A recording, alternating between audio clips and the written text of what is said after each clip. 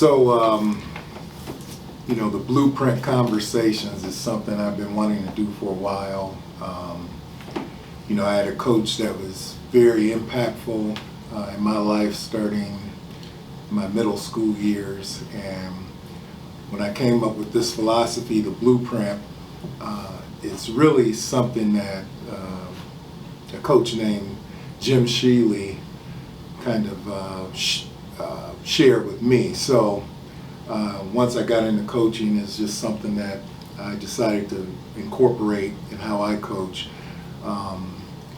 So here we are, the blueprint conversations. Every week or every couple of weeks, the idea is just to talk to coaches, players, and just other people that have played a part in helping me to develop this philosophy, or people that have participated in this philosophy. So our first guest is my son, Linden Stephens, who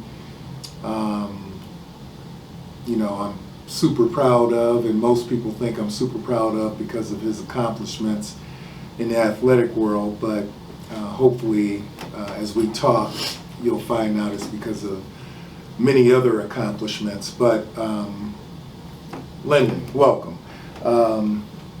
So tell everyone about the young Linden Stephens. Yeah, my younger years were really dedicated to playing sports. I feel like at a young age I had a goal to follow my dad's footsteps, and I was really committed to making it to the NFL. And I had a dream and aspirations of, making it. Was football always the favorite sport? Honestly, I thought I was better in basketball. I was really a basketball player, basically due to my size. I mean, everybody just always looked at my size. I was always really small growing up. My dad always thought I was one of the biggest players on the field, even when I was 105 pounds, putting me at linebacker. It was crazy, but I've just always been a tough young kid, and whatever I did, my dad supported me. And at some point, I seen that I had a different mentality playing football. I think my dad seen the side of me, and I think where did that toughness come from? Because I agree with you. For a little guy back in the day, yeah, you were always. I think honestly, I was just born with it. I don't think my dad wasn't really. He didn't force me and my brother to play sports. He supported us in whatever we did. I think I just had a gift, and I was just born with it, and it kind of carried over. You remember when you and Colin, I think you guys were 5 or 6 years old. Do you remember that it was the first 1 or 2 basketball practices? Do you remember that? So long ago. I do remember a few basketball practices. Do you remember we practiced with another team and a scrimmage occurred? I did. I do remember that. I think I got in a fight. Yes. Bloody noses and everything. Yeah, basketball, 5 and 6 years old. I think he kicked me out. And then I realized basketball isn't my sport. As I got older, he kicked me out of every game. Hey, you basketball. So I'm like, yeah, basketball needs to be put to the side. Then I quickly went over to football. So. Then I remember later on in that spring, I think I signed you and Colin up for soccer. You weren't really into soccer. Colin was playing soccer. We show up to watch your brother's game. The other team asked you to play. Do you remember that? I do remember that. You remember what happened? I think I played well in that soccer game. I think I was that goalie. But what 2 people got in the fight? Me again. Oh yeah, that was me. You and your brother. I mean my brother. Yeah. Yeah. Oh yeah, I do remember that. Yeah.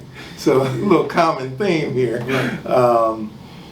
So yeah, you took to sports right away. But on the other end of the spectrum, what about school? Did you enjoy school? I really didn't I did not like school. Why? Why not? I never liked school. Just being honest, but I knew my parents were really big on that. They helped me understand growing up that playing sports was a privilege. And as I got older, I started to take it more seriously. Whether I struggled or not in class, my dad was really on me and my brother, and adamant about dedicating your time to doing your work. Speaking of being on you about the academics, do you remember those homework sessions? I remember a lot of homework sessions, a lot of long hours. I was never a fan of school, and I would never sit here and say I was, but once I knew I had a chance to go to the next level, I took it really seriously. Remember the green table in the dining room? Yeah, a lot of yelling arguments. You know. Do your math. Yeah, I remember that. So. So what, besides, me and your mom making sure you guys were participating in various activities, and me just pushing you guys, what made you so competitive? Like, and I'm not saying this just because you're my son, but I just remember at a very young age, and then as I watched you mature into a high school player and a college player, I used to watch your clips from the NFL, and you were always over the top competitive. Where did that come from? I think, again, I was always the smallest player in the field. Growing up, I heard, I only got to where I'm at, or I got this because of Coach Mack. Coach Mack did this, Coach Mack did that. And at a young age, that really just put a fire in me to really show people that I was one of the best. And I think as I got older, it continued to carry over, and I continued to have the chip on my shoulder. You remember when me and Coach Smith used to work guys out at the Euclid Sports Plant in the early days, and, right. and you got that letter from, I don't know, it was from some small school. You called me all upset. Right. You remember what you did after telling me about that letter? Yeah, I think I told my dad. I was really mad, and I think I ran to Coach Smith, ran to the sports plant, which is pretty About, far. What, 2 or 3 miles from where we live? And I think from that day forward, I just continued to work. I didn't really look into what was going to happen next. I just knew if I just put in the work, I could make something happen. Let me ask you this question, and it doesn't have to be around sports, but what would you say is your biggest regret? I think my biggest regret is just, of course, I wanted to follow my father's footsteps, and I just think just being my own person. My identity, I feel like, my family, we had a lot of people. My grandfather played professionally in the NBA. My dad's brother had a short stint in the NBA, tryouts, things like that. My dad, of course, played professionally, and I think I was just so big on trying to keep that going, and I just feel like at a young age, I wish I would have used sports as a platform to just get to where I needed to be. Football is not everything, it's not life, it comes to an end, and I've done different business ventures with my dad, working on my 3rd degree right now, and I feel like those things are something that can never be taken away, and football eventually does. So I just wish I wasn't so big on it. And I wish I didn't prioritize sports the way I did at a young age. Yeah, it's funny you say that. Not funny you say that, but it's interesting that you say that, because I know as a professional athlete, one of the biggest challenges is when you stop playing and making that transition to being an right. everyday person. Because as a professional athlete, and this is something that I used to always tell you, whether you're on an active roster, practice roster, whatever, you're 1% of 1%. And not many people can say they're 1% of 1% in anything in life. So it's a big accomplishment, and you should be proud of it.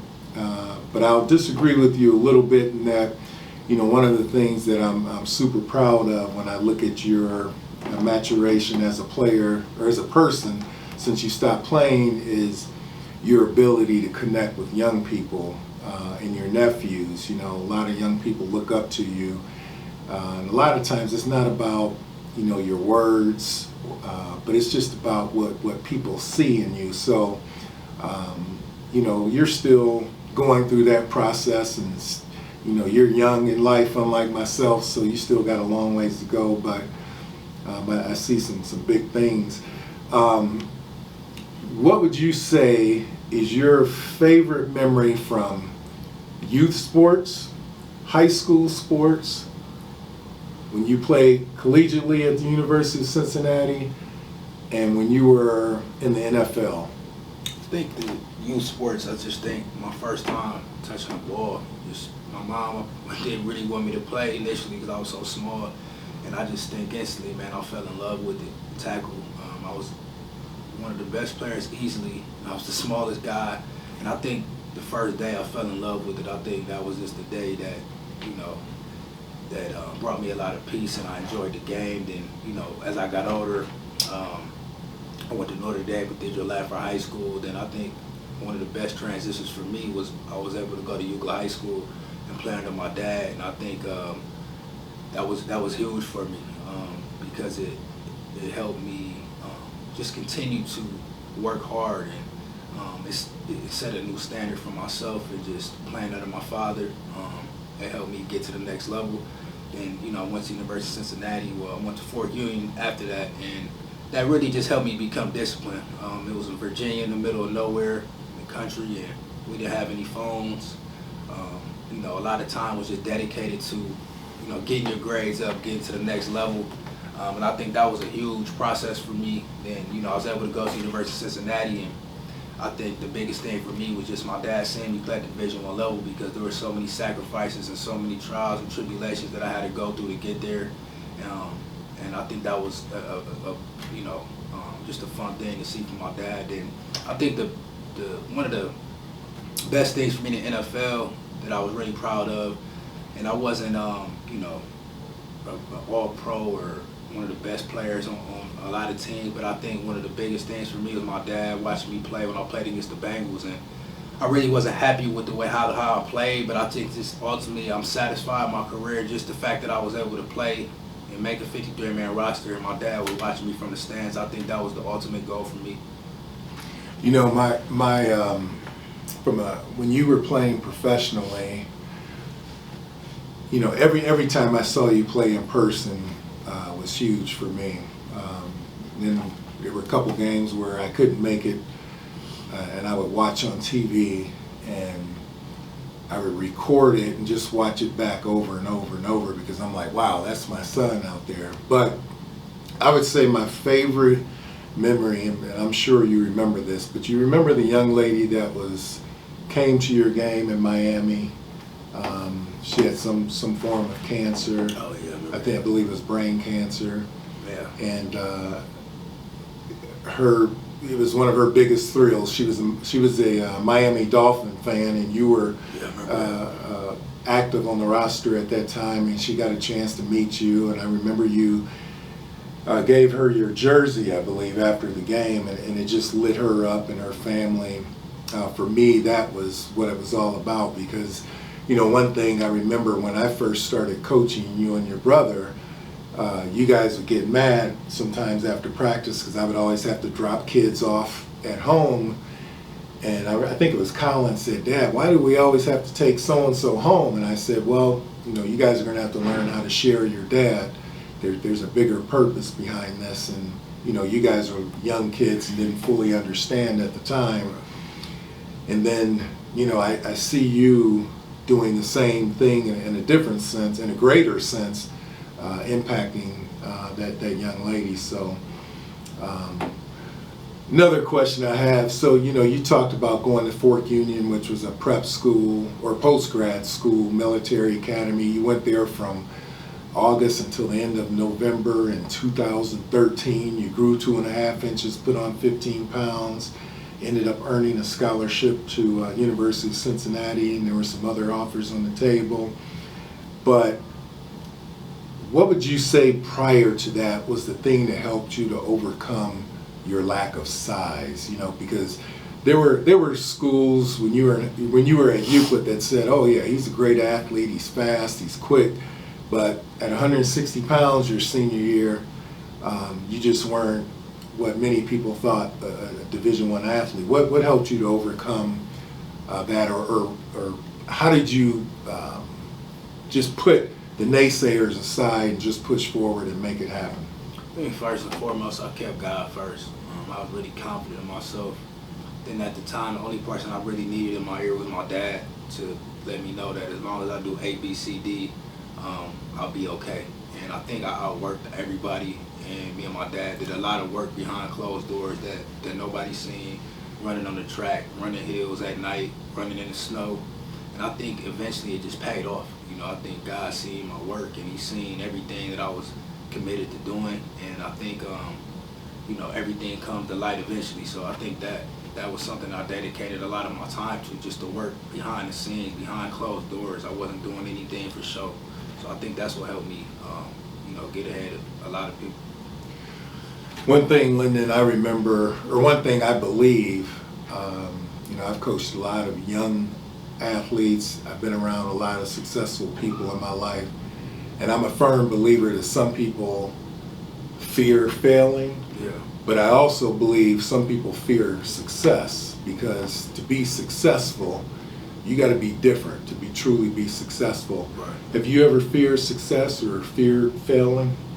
I never questioned my ability. I always thought I would make it, even when I wasn't in the best situation or circumstance. I always knew that eventually I would be in the position that I needed to be. So I never doubted myself. It was even at times my dad was like, hey, you might have to walk on here. My grades weren't really where they needed to be, or I wasn't, you know, the biggest, or I wasn't getting a lot of schools, you know, schools weren't talking to me. And I'm like, yeah, Dad, I'm not worried about it. And I'm like, it's gonna happen. And it happened. So I just think my mindset stayed the same throughout any circumstance. Okay. So now I'm coaching here at Garfield Heights High School as a head coach, and you know, one of the first moves I wanted to make was to bring you on the staff. Yeah. And at first you kind of resisted, or wasn't totally 100% sure you could do it, just because of your schedule, and really not sure that you wanted to coach. But what I witnessed was, you know, you accepted the challenge, coached our secondary along with Coach Gordon, and man, did a phenomenal job. I think one of the strengths that you brought to the table is your ability to connect to kids, and you have a different type of energy. You have energy that I don't have anymore. So what, in your mind, what was the most gratifying thing about coaching high school football in that first year? I think the most gratifying thing for me was just connecting with kids off the field. I think it's more than football. You know, I think for kids to play hard for you, you have to show them that you care about them. And anytime I excelled, especially when I played in college and when I had conversations with coaches that showed me they cared about me off the field, and they spoke life into me, when they showed that, you know, football is just a game, and that, you know, whether I play football or not, I can still do great things. So I think that's a huge component, and what I tried to implement during the season, that, you know, I care about you off the field. Did you ever imagine, like we knew, I mean, you knew, well, I got to teach cover 0, cover 1, 2, 3, 4. I got to teach press technique, off technique, all of those things. But did you ever imagine that you would be talking to these young men about girlfriend situations, not having food at home, not having bus fare, and all of those other things that you encounter on a daily basis as a high school coach? I kind of did imagine, because I had a father. I mean, like I said, you were present growing up, so it wasn't anything that I was uncomfortable doing. But you know, so of course, some things that you talk to kids about, it is different, it's new to me. But I think, you know, I had a dad where he created that space for me to talk to him about anything, and you know, he was always there for me in any way. So I think, you know, it just helped me carry over to the kids. Besides myself and your mom, who are some of the people that have spoken life into you throughout your journey? Especially, well, you know, Coach Gibb. You know, when I went to Euclid, he gave me an opportunity. Coach Buck, you know, he supported me, came to games. Andre Cliff, I mean, he trained me for years and always knew that he thought I was one of the best. And even to this day, he still speaks highly of me. You know, he came to my games. I had Coach Schumann from Fort Union. I mean, he kind of helped me get in Cincinnati. Well, he didn't kind of, he did.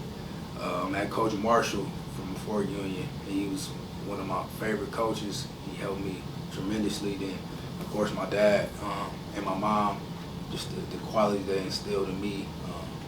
So, you know, it's a lot of different people that help me along the way.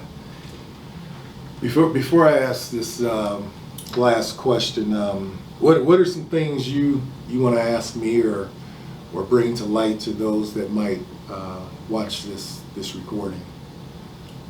Yeah, I just I think my dad was really, he was really hard on me growing up, and I never knew at a young age if I made him proud or if I was doing a great job, because he just always set a high standard for me and my brother. And sometimes at a young age, I would always try to impress him, or even in the NFL games, looking at my dad instead of the play, I'm like, man, do you see me? I'm here.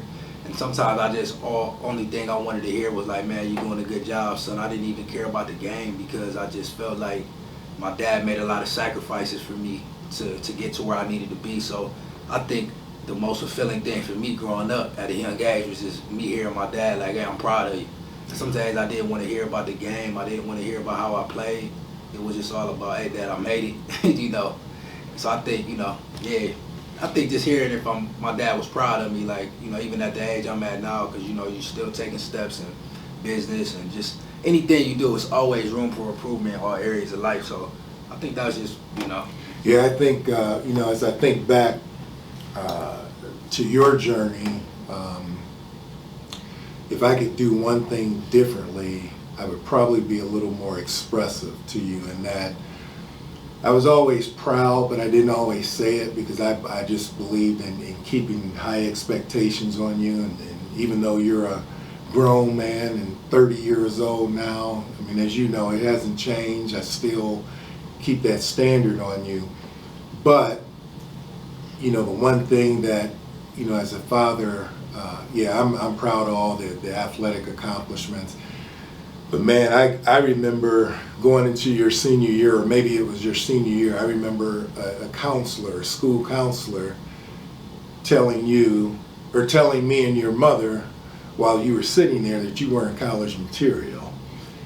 And what I witnessed over the next few years was a young man get his degree from the University of Cincinnati. I witnessed a young man get a master's degree while playing in the NFL. And I'm witnessing a young man right now who's pursuing a degree in nursing.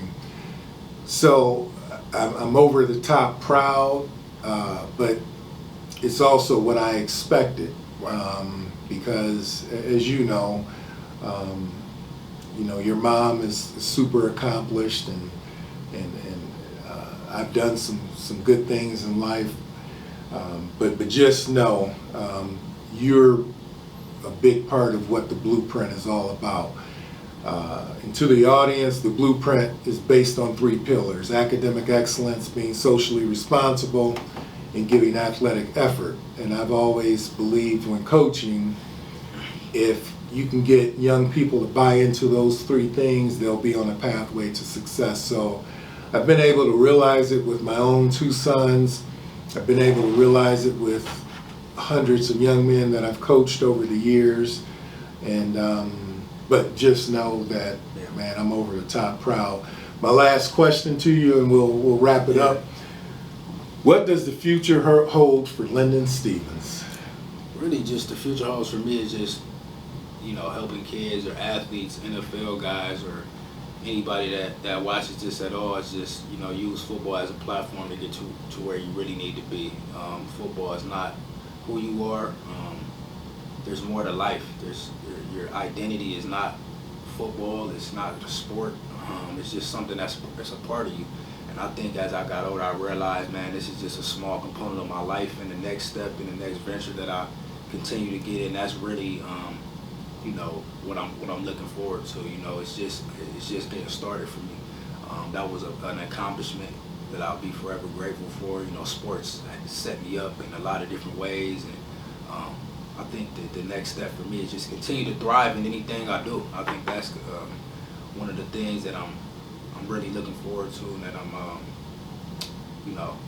I'll be sure that I continue just to do good things.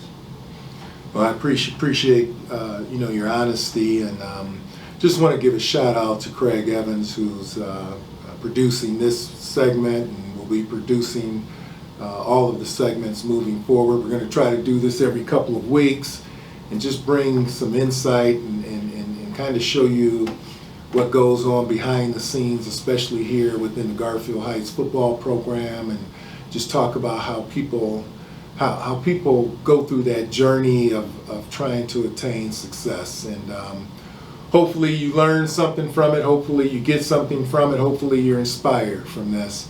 And look forward to seeing you on the next episode. Thank you. That was fire.